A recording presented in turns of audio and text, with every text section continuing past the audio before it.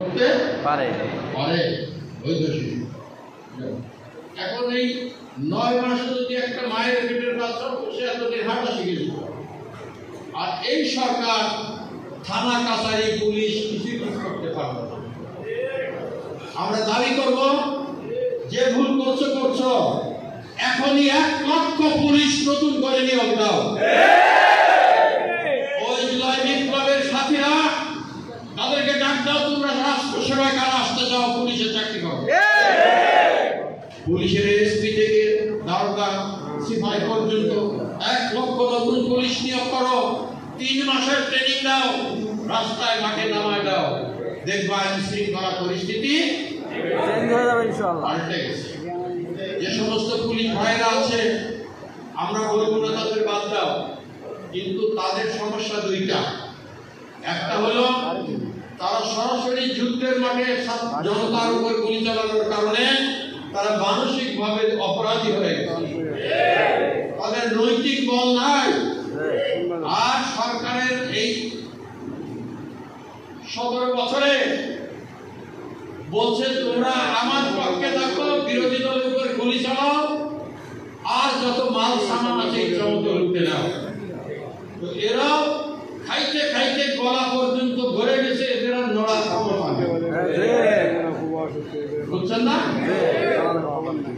একটা অপরাধী মন দুর্বল, আর পেট গলা পর্যন্ত ভরে গেছে, এখন নড়ার ক্ষমতা নাই।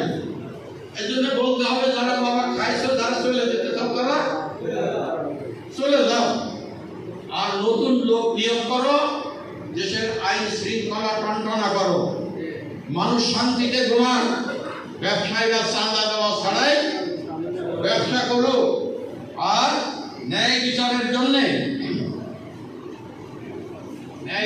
জন্যে তোমরা ইনসাফপূর্ণ সমাজ প্রতিষ্ঠার লক্ষ্যে একটা নির্বাচনের ব্যবস্থা করো।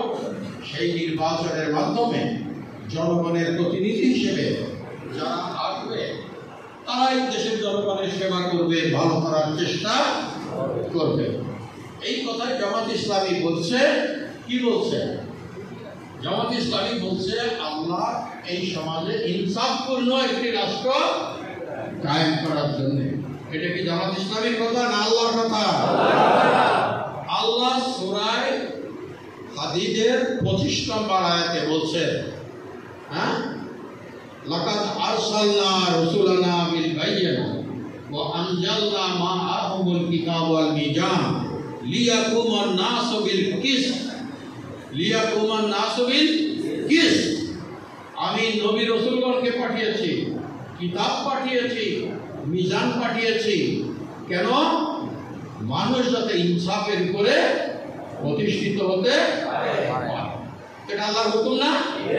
এই আল্লাহর হুকুম বাস্তবায়নের জন্য জামাত ইসলামী আল্লাহর আইন আর সৎ লোকের শাসন স্লোগান দিয়ে আপনাদের সামনে হাজির হয়েছে। আল্লাহর আইন আর সৎ লোকের শাসন, আল্লাহর আইন চাই, সৎ লোকের শাসন চাই। এরপরে আরেকটা কথা আছে, সেটা কিন্তু একটু বলা হয়নি। কি কথা? সব হাতে কাজ চাই, সবার মুখে ভাত চাই। কি এই স্লোগান ছড়াই দিতে পারবেন না? সব হাতে কাজ চাই, সবার মুখে ভাত চাই। নারী পুরুষ প্রত্যেকের হাত কাজে লাগাতে হবে, প্রত্যেকের ভাত কাপড় অন্ন বস্ত্র শিক্ষা চিকিৎসার গ্যারান্টি দিতে হবে। এটাই হলো ইসলামী রাষ্ট্র। ওই রাষ্ট্রের মহাপরিকল্পনা নিয়ে জামাত ইসলামী অগ্রসর হচ্ছে। জাতির ভাগ্য যদি ভালো হয়, তাহলে তারা এই মহাপরিকল্পনার সাথে এসে পড়বে আমরা আশা করি। আর জাতির ভাগ্য যদি খারাপ হয়, তাহলে তারা ওই নূহ আলাইহিস সালামের ছেলের মতো, যে আমি তোমার নৌকায় উঠবো না, আমি পাহাড়ে উঠবো। পাহাড়ে উঠার ভাগ্য তার হয় নাই, নৌকায় উঠে বেঁচে যায়।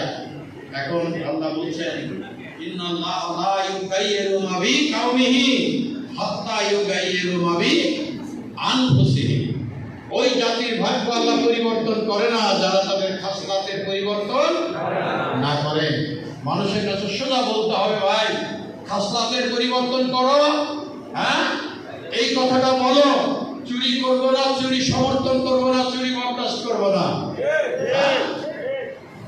চাঁদাবাজি করবো না, চাঁদা দেব না, চাঁদাবাজকে সহ্য করবো না, নিজে কারোর মাল লুট করবো না, কারো লুট করতে দিব না, হকদারের হক পৌঁছে দেওয়ার জন্য আমি একজন ভলেন্টিয়ার হিসেবে কাজ করতে রাজি আছি।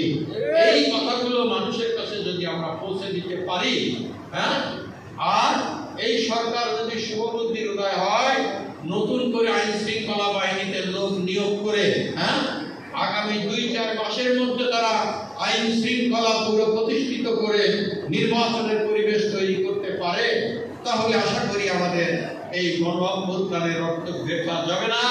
গণ অভ্যুত্থানের আশা পূরণের পথে আমরা অগ্রসর হতে পারবো ইনশাআল্লাহ। একদিনে তো